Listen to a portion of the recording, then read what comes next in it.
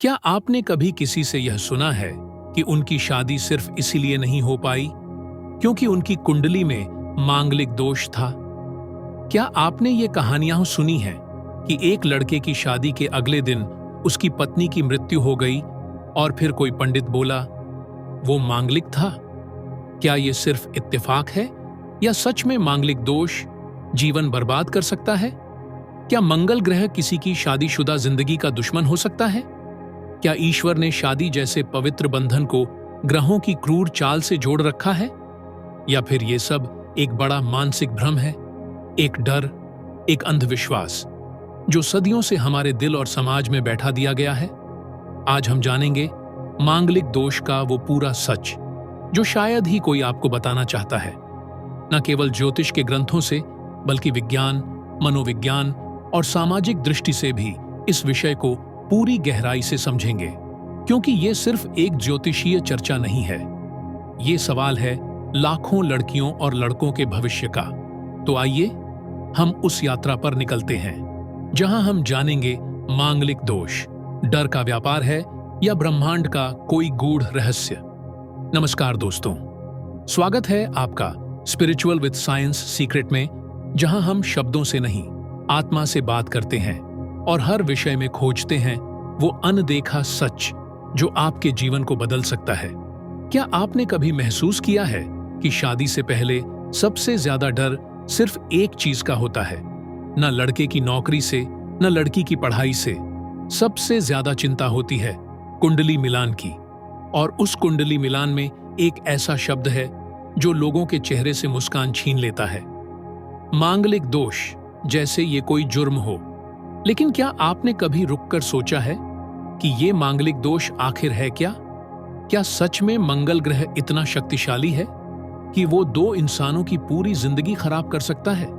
या फिर ये डर का एक ऐसा व्यापार है जिसमें पंडित, समाज और अंधविश्वास की ताकतें शामिल हैं? क्या हर वह व्यक्ति जिसकी कुंडली में मंगल है, उसका वैवाहिक जीवन दुखों से भरा होता है? तो फिर वो लाखों लोग जो मांगलिक होकर भी सुखी जीवन जी रहे हैं, वो अपवाद हैं या सच्चाई? आखिर क्यों एक मांगलिक लड़की की शादी होते ही कहा जाता है पहले पीपल से शादी कराओ, या कुंभ विवाह करवा दो, या हनुमान जी की शरण में जाओ? कहीं ऐसा तो नहीं कि हमने ग्रहों की आड़ में इंसानों को दोषी बना दिया है? आज हम इस डर का सामना करेंगे। आज हम जानेंगे कि मांगलिक शब्द में क्या सचमुच कोई जादू है या ये समाज के डर का चादर है। आज हम धर्मशास्त्र से लेकर ज्योतिष ग्रंथों तक, मनशास्त्र से लेकर विज्ञान तक और हजारों वर्षों के अनुभव से लेकर आज की चेतना तक हर परत को खोलेंगे। और इस खोज की शुरुआत होगी एक सवाल से: क्या मांगलिक दोष सच में आपके जीवन का निर्णय करता है, या बस समाज ने आपके मन में बैठा दिया है एक डर, एक भ्रम, एक सज्जा जो कभी थी ही नहीं? अब समय है उस सफर का जो न केवल आपकी सोच बदलेगा बल्कि आपको अपने भाग्य और ब्रह्मांड के बीच की असली कड़ी दिखाएगा। जब हम मांगलिक दोष की बात करते हैं तो एक बात स्पष्ट होनी चाहिए, यह कोई कहानी नहीं है, यह ज्योतिष शास्त्रों में वर्णित एक विशिष्ट गणना है। पर सवाल उठता है, कौन सी गणना? कैसे बनता है मांगलिक दोष? कहते हैं जब मंगल ग्रह किसी व्यक्ति की जन्म कुंडली में पहले, चौथे, 7वें, 8वें या 12वें भाव में स्थित होता है तो वह व्यक्ति मांगलिक कहलाता है। लेकिन क्यों? क्या मंगल कोई राक्षसी ग्रह है? क्या उसकी स्थिति जीवन में बर्बादी लाती है? उत्तर है, मंगल एक शक्तिशाली ग्रह है। इसे भौम भी कहा जाता है, यानी पृथ्वी पुत्र। मंगल ऊर्जा का ग्रह है, बल का, साहस का, क्रोध का और युद्ध का। जब यही ऊर्जा विवाह जैसे संवेदनशील रिश्ते में संतुलन से बाहर हो जाती है तो संघर्ष, वाद विवाद, दुर्घटना और असंतुलन की आशंका मानी जाती है। परंतु क्या सिर्फ मंगल की एक स्थिति ही पर्याप्त है किसी को दोषपूर्ण कहने के लिए? क्या मंगल का चौथे भाव में होना उतना ही खतरनाक है जितना 7वें में? शास्त्र इस पर भी स्पष्टीकरण देते हैं। उदाहरण के लिए, यदि मंगल चतुर्थ भाव में है, घर परिवार में तनाव की संभावना हो सकती है। सप्तम भाव में वैवाहिक जीवन में संघर्ष बढ़ सकता है। अष्टम भाव दुर्घटनाओं और अचानक क्षति की ओर संकेत कर सकता है।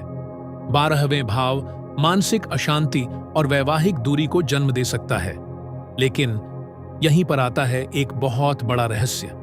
सभी कुंडलियों में मंगल का प्रभाव समान नहीं होता। मांगलिक दोष तभी गंभीर माना जाता है जब कुंडली में मंगल कमजोर हो, या शुभ ग्रहों से पीड़ित हो, या किसी अशुभ दृष्टि में हो। यदि वही मंगल शुभ दृष्टि में हो, उच्च राशि में हो, या योग कारक ग्रहों से युक्त हो, तो मांगलिक दोष दोष नहीं, वरदान बन सकता है। शास्त्र हमें डर नहीं सिखाते, शास्त्र हमें समझ सिखाते हैं। हमने डरना शुरू किया क्योंकि हमने समझना छोड़ दिया। बृहत पाराशर होरा शास्त्र, जातक पारिजात, फलदीपिका जैसे प्राचीन ग्रंथों में भी मंगल को लेकर स्पष्ट निर्देश हैं। यदि व्यक्ति की कुंडली में मांगलिक योग हो किंतु मंगल शुभ दृष्टि में हो या शुभ ग्रहों से युक्त हो, तो दोष का प्रभाव समाप्त हो जाता है। अब आप सोचिए, क्या हर मांगलिक दोष सच में दोष है, या फिर हम एक गणना को बिना गहराई से समझे अभिशाप मान लेते हैं? और क्या यह संभव है कि एक ही व्यक्ति, एक ही जन्म तिथि का दो अलग अलग सिस्टम्स में मांगलिक हो भी सकता है और नहीं भी? हाँ, और यही लेकर आता है हमारा अगला विषय। क्या आप वाकई मांगलिक हैं, या सिर्फ समाज ने कह दिया तो मान लिया? अब तक हमने जाना कि मांगलिक दोष क्या होता है और शास्त्रों में उसकी परिभाषा क्या है। लेकिन अब हम एक बेहद जरूरी सवाल पर आते हैं। क्या आप वाकई मांगलिक हैं? क्योंकि अक्सर सिर्फ एक पंडित के कह देने भर से हम जीवन भर का डर पाल लेते हैं। अब हम मांगलिक दोष को गणनात्मक दृष्टि से समझते हैं, जिसे अंग्रेजी में कहते हैं टेक्निकल एस्ट्रोलॉजिकल एनालिसिस। प्राचीन ज्योतिष में 5 भाव माने गए हैं जो मांगलिक दोष उत्पन्न करते हैं। प्रथम भाव लग्न, चतुर्थ भाव घर सुख, सप्तम भाव विवाह संबंध, अष्टम भाव दीर्घायु अनहोनी, द्वादश भाव विवाहोपरांत संबंध खर्च। इन भावों में मंगल ग्रह अगर अकेला बैठा हो तो व्यक्ति को मांगलिक कहा जाता है। लेकिन यहीं से शुरू होती है जटिलता, क्योंकि आजकल के अधिकतर लोग लग्ना कुंडली असेंडेंट चार्ट देखते हैं, पर मांगलिक दोष की पूरी गणना करने के लिए हमें देखने होते हैं लग्ना चार्ट, जन्म कुंडली, चंद्र चार्ट, चंद्र कुंडली, नवमशा चार्ट, D9 वैवाहिक गुण का चार्ट। अब सोचिए, अगर किसी की लग्ना चार्ट में मंगल 12वें भाव में है, लेकिन चांद्रा चार्ट और नवमशा चार्ट में मंगल शुभ भाव में है, तो क्या वो व्यक्ति पूरी तरह मांगलिक कहलाएगा? उत्तर है नहीं। फिर एक और बात आती है, अगर मंगल के साथ कोई शुभ ग्रह बैठा हो, जैसे कि गुरु, बृहस्पति या शुक्र, तो मांगलिक प्रभाव निरस्त हो सकता है। इसे ज्योतिष में कहा जाता है मंगल दोष का शमन योग। एक महत्वपूर्ण भ्रम। बहुत से लोग सोचते हैं सिर्फ 7वें भाव में मंगल है, इसलिए शादी में समस्या होगी। पर क्या आपने देखा कि कुछ लोग जिनकी कुंडली में मंगल 7वें भाव में होता है, वे अत्यंत सफल वैवाहिक जीवन जीते हैं? क्यों? क्योंकि उनके मंगल पर शुभ दृष्टि होती है, या मंगल स्वराशि मेष या वृश्चिक में होता है, या उच्च का मकर होता है। यह एक गूढ़ सत्य है। मंगल का स्थान नहीं, उसकी स्थिति और दृष्टि अधिक महत्वपूर्ण होती है। अब आइए एक चौंकाने वाला सच जानते हैं। हर व्यक्ति अपने जीवन में कभी न कभी मांगलिक होता है, लेकिन उसकी दिशा अलग होती है। अगर विवाह के संदर्भ में आप मांगलिक नहीं हैं, तो कार्य क्षेत्र में हो सकते हैं। अगर वैवाहिक जीवन में नहीं, तो स्वास्थ्य या ऊर्जा में, क्योंकि मंगल ऊर्जा है और यह ऊर्जा विनाशक भी बन सकती है या निर्माता भी।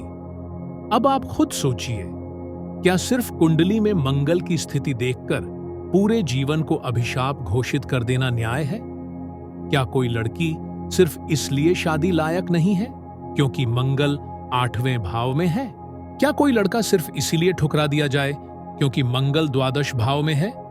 या हमें मांगलिक की असली गणना के साथ विवेक और ज्ञान की दृष्टि से निर्णय लेना चाहिए? अब हम बढ़ेंगे उस मोड़ पर जहां मांगलिक का डर सबसे अधिक फैलाया जाता है, विवाह। क्यों मांगलिक शब्द के साथ ही रिश्ते टूट जाते हैं? क्यों समाज डराता है? क्या मांगलिक विवाह करने से जीवन बर्बाद हो जाता है? या ये सब सिर्फ एक भ्रम है, एक भय जो आपको किसी और ने दे दिया? कभी आपने सोचा है कि एक ग्रह, सिर्फ मंगल, आपकी शादी, आपके जीवन साथी, यहां तक कि आपकी मौत तक का कारण बन सकता है? कैसे? क्यों? क्या यह सिर्फ अंधविश्वास है या इसके पीछे भी कोई अदृश्य विज्ञान छुपा है? आज हम उस परत तक पहुंचेंगे जहां मांगलिक दोष सिर्फ कुंडली का दोष नहीं, बल्कि आपके मन, आपके खून, आपके पूर्वजों के कर्म और आपके सूक्ष्म शरीर से जुड़ा एक ऊर्जा चक्र है। क्या यह डर फैलाने वाला षड्यंत्र था? क्या ब्राह्मणों ने समाज में भय फैलाने के लिए मांगलिक जैसे शब्द गढ़े? या फिर मांगलिक दोष वास्तव में एक चेतावनी है आपकी आत्मा के अधूरे सफर की? कुछ विद्वान कहते हैं ये दोष नहीं, ये चेतावनी है। Warning, energy disbalance detected. मंगल ग्रह नहीं, आग है।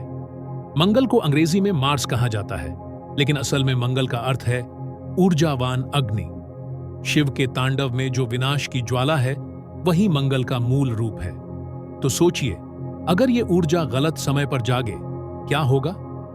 मांगलिक व्यक्ति की आंखें गवाही देती हैं। ऐसे लोग अक्सर बहुत तेज होते हैं, लेकिन उनका चेहरा क्रोध में तपता है। उनकी आंखों में या तो क्रांति होती है या विनाश। उनका प्रेम चरम होता है, उनकी नफरत भीषण होती है। ऐसे लोगों को साधारण रिश्ते नहीं मिलते, क्योंकि वो स्वयं साधारण नहीं होते। कुछ संत कहते हैं मांगलिक दोष उस आत्मा की निशानी है जो पूर्व जन्म में अधूरे ध्यान में मर गई। उसकी अग्नि अधूरी थी। इस जन्म में वो ऊर्जा फिर जाग रही है, पर अभी भी नियंत्रण नहीं है। इसलिए वो अपने साथ हर रिश्ते को जला देती है, जब तक कि उसे साध लिया जाए। मांगलिक लोगों की शादियां क्यों टूटती हैं? क्यों अक्सर उनके जीवन में तलाक, असंतोष या विलंब होता है? क्या मांगलिक दोष ये कह रहा है अभी मत बंधो, तुम अभी अधूरे हो? या फिर तुम्हारा साथी भी अधूरा होना चाहिए ताकि तुम दोनों एक दूसरे के दोष पूरे करो? जब मंगल मांगलिक भाव में होता है, जैसे पहला, चौथा, 7वां, 8वां, 12वां घर, तो ये संकेत है आपका अग्नि तत्व असंतुलित है। इसका अर्थ ये नहीं कि आप बुरे हैं, बल्कि इसका अर्थ है आपके भीतर शक्ति है जो अगर साध ली जाए तो वही दोष एक वरदान बन सकता है। कुंडलिनी शक्ति का पहला चक्र मूलाधार है, जहां मंगल का वास माना जाता है। यही आपकी जड़ें हैं। अगर वहां उथल पुथल है तो पूरी जिंदगी डगमगाएगी। मांगलिक व्यक्ति अक्सर मूलाधार से असंतुलित होता है, उसकी जड़ें उखड़ी हुई होती हैं। इसलिए शादी, परिवार, जीवन सब अस्थिर हो जाते हैं। आध्यात्मिक उपाय जो हर मांगलिक को जानना चाहिए।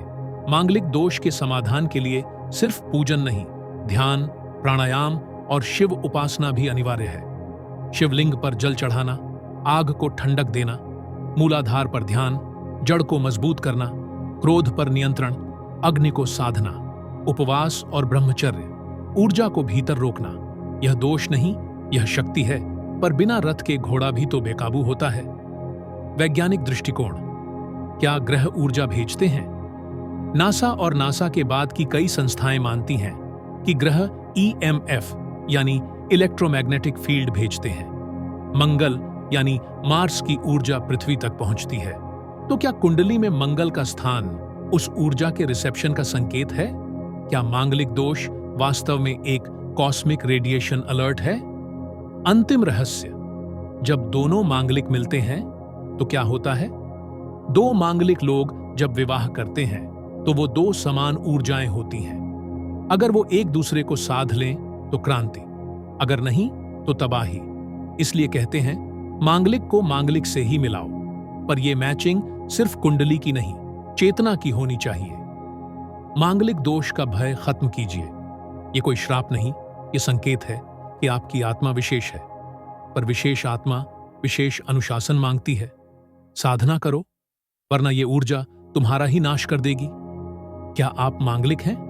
क्या आप या आपके किसी जानने वाले की शादी मांगलिक दोष के कारण रुकी है या टूटी है? क्या आप मंगल को शत्रु मानते हैं या अब उसे जागृत शक्ति के रूप में देख पा रहे हैं? कमेंट में लिखिए और अगली बार हम जानेंगे। अगले भाग में हम जानेंगे काल सर्प दोष के वो रहस्य जिससे आप चौंक जाएंगे। अगर ये वीडियो आपके जीवन के किसी कोने को छू गया हो तो इस ज्ञान को औरों तक पहुंचाइए। लाइक कीजिए, शेयर कीजिए और सब्सक्राइब करना मत भूलिएगा। साथ ही बेल आइकॉन दबाइए ताकि अगली कड़ी की सूचना आपको सबसे पहले मिले। कमेंट करके बताइए कि इस वीडियो ने आपके भीतर क्या बदला।